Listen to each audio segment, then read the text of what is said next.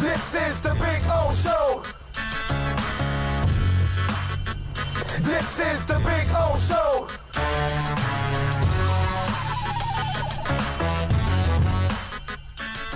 We're back.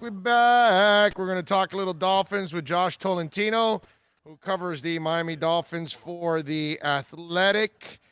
And we'll have a little fun with Josh here on the program, and we'll get into a little Dolphins talk as we're all looking forward to the Dolphins season. We got him? We got Josh for you, brother. All right, JCT Sports on Twitter. Follow him like I and so many others do. He is Josh Tolentino, the man that apparently dunked on Pat Mahomes in a basketball game. That's at least that's what that's the scouting report. Josh Tolentino skying in the air, dunking on Pat Mahomes. Is that accurate, Josh? Yeah, it was actually the other way around in that game. He dunked from, I mean, it was hard to tell, but near the free throw line, but he hit the game winner. That was several years ago, but excited for football to be back, and obviously it starts with Pat and the Chiefs tonight, but just in a couple days we'll be flying up to New England to start off this Dolphins season. So seriously, Pat Mahomes jumped nearly from the foul line and dunked? Yeah, kind of like Air Jordan style, leg spread, ball in the air like that, and threw it down, man. It was damn. That was when I was interning back at the Kansas City Star, his rookie season. Wow. Okay, that's impressive stuff right there, man. Holy crap! Football, baseball, and basketball. Yeah, I didn't know he had that. He's like Dave Winfield. Hops. He's like Dave Winfield. Yeah, I didn't know he had that mad hops. How tall is he, Josh? When you see him in person, what does he look like to you? I mean, he's like that, not that massive of a human being. I mean, obviously he plays quarterback, so he's got to be well built. But I'd say, I mean, I'm pretty tall myself. I like about 6 feet, right over 6 feet, so a few inches taller. But obviously, the athleticism was, nowhere near in comparison. So, yeah, that's all right. You were taking it easy on him. That's what happened. You didn't want him to feel out of place his first year there in Kansas City. He's on the bench. You didn't really want to embarrass the kid. So we get it, Josh. You kind of held back that day, right? Let's be honest. Yeah. We could say it like that. And also exactly like what you said, this was before, obviously he became the superstar that he is in the 500 mil. So it was pretty cool to kind of see his development and just, at a very young age, both of us really. Yeah, no doubt. All right, Josh, so you've been on the beat now for a little bit.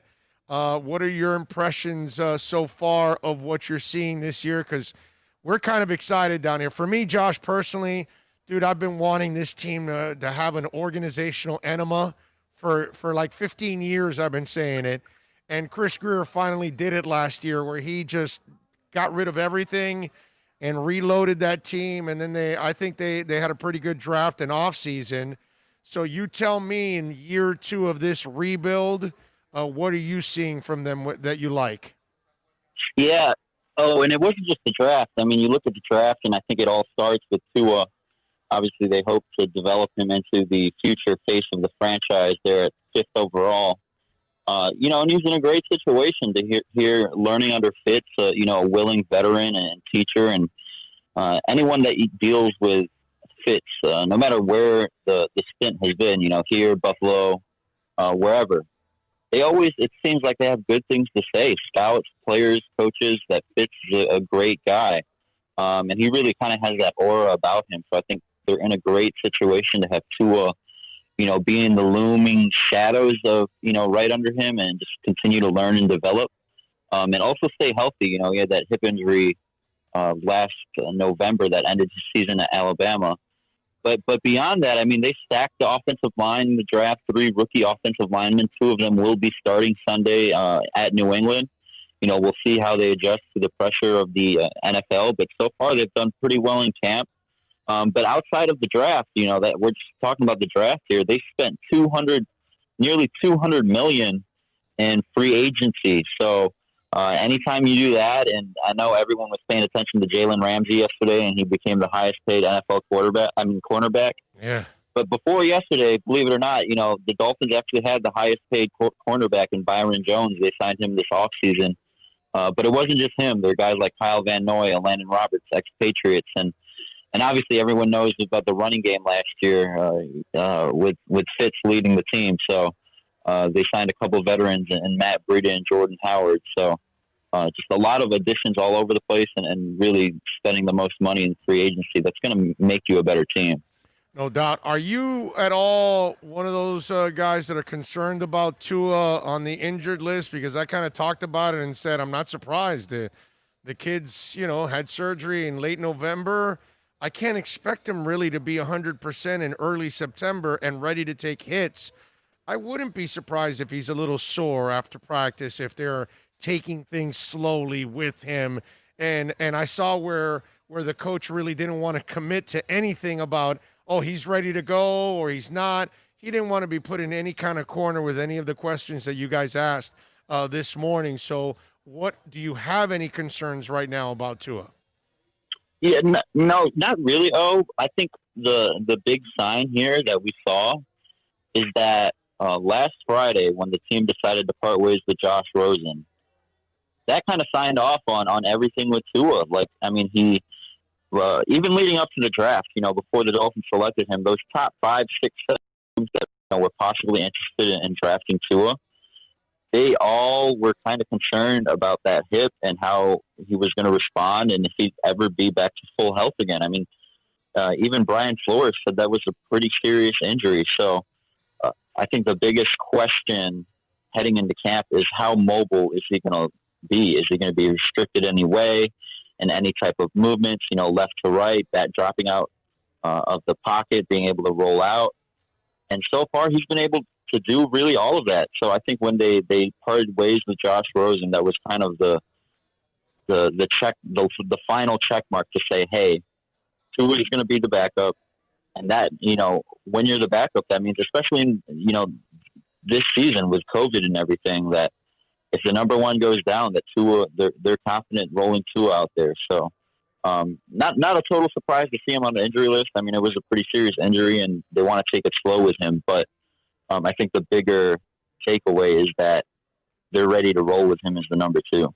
And Josh, I get the impression with the way the rules are set up, those 2 guys that you can have active from the practice squad, I would imagine Jake Ruddick is going to be a lock to be one of those 2 that if something does happen to Fitz on Sunday or in the next couple of weeks, I wouldn't be surprised if they go to Jake and not Tua. Is that what you feel is going to end up happening? Yeah, I think so. And then also, there's so many extra rules this year with all the COVID implications. Another rule is that 4 players on your practice squad are protected the entire season. And I think it was a telling sign that Jake is one of those guys when they announced who those 4 will be just a few days ago. So, again, I think a lot hinges on, their trust with Tua and health. And, we even asked Flo today, and he hates the hypotheticals, but, are you ready to roll Tua out, in the second half if need be in New England, something happens with Fitz? He didn't give us a straight answer, but, that's basically what they have to do now that they only have 2 guys on the active roster. But, again, that also wouldn't be a surprise to see Jake Ruddock, who has been, I know they're 2 different players, but he's been the scout team Cam Newton this week. So trying to prepare the defense for Cam Newton and what he does. But, wouldn't be surprised to see him active on Sunday. Did you read it into the same way I did when they released Rosen and they keep Jake and they put him on that practice squad and they're going to protect him the way they are? To me, that was basically saying, we don't think that highly of Josh, that he's not that much more of a difference than Jake.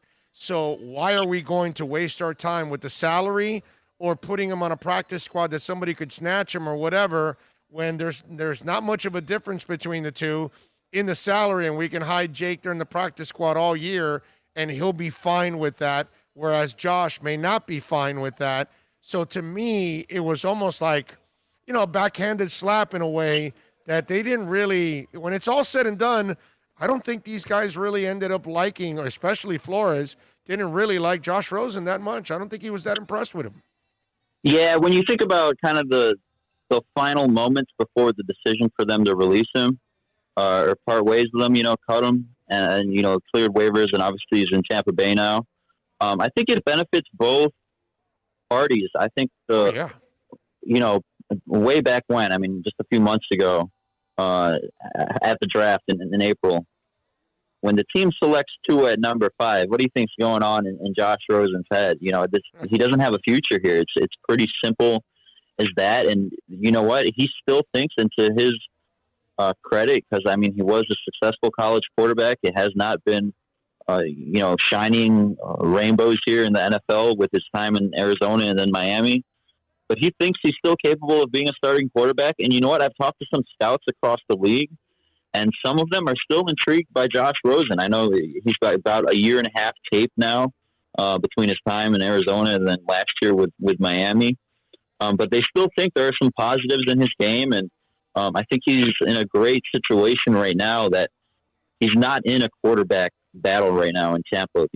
And one more big takeaway from this whole Josh Rosen debacle is that he went on record before to say Tom Brady is his favorite quarterback. So you know what? There he goes. He gets to learn under one of the GOATs, and someone that he's got on record that he says he respects. And the Dolphins get to move forward and accelerate Tua Tagovailoa's time clock. So I think it was a good decision both ways. How about 3 parties? Jake Ruddick is happy because he's now the 3rd guy. So it even helped out Jake, too, in the process. You can follow my man Josh on Twitter at JCT Sports. And, of course, catch his work there at The Athletic, where you can subscribe now, folks. $1 a month. That's a bargain if I've ever heard one. So subscribe there to The Athletic, $1 a month, and you can get your Dolphin coverage and your Canes coverage from Manny and from Josh. All right, Josh, I'm going to ask you the impossible question, my brother, and I'm sorry to put you in this position because there's 80% of it is new. The offensive line, man, what's the feel you get from the offensive line? Because I almost feel like, there's going to be a kind of a revolving door as they try to figure this thing out over the next month or two. Yeah, there are 2 concerns early on in the season that I'm paying attention to. It's the receiver room, and then even more prominent, it's going to be the offensive line, because on paper, you look at this team, they could very well be one of the most improved teams in the NFL. And, you have guys like a longtime NFL reporter and Peter King selecting them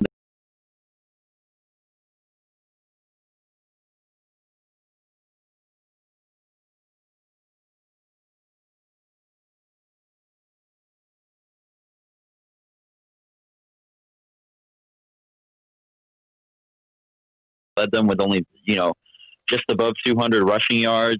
That ain't a good sign. So, they added Jordan Howard, they added Matt Breida, but they've got 4 newcomers on this starting first team offensive line, according to this depth chart that we've had. And not just that, they've got newcomers waiting that they're going to roll in. So really Jesse Davis is the only returning starter from last year's line. But, they add veterans like Ted Karras, who actually has familiarity with Brian Flores, dating back to their days in New England.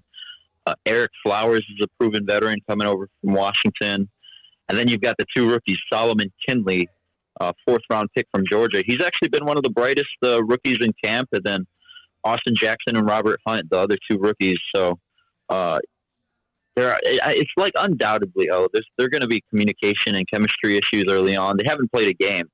There's been no preseason games. A lot of people want to shorten the preseason, but to have no preseason, that's way different than 4 games. So the important thing though is that these games count, so all the reps are going to be important. They had less talent than everybody else in the NFL.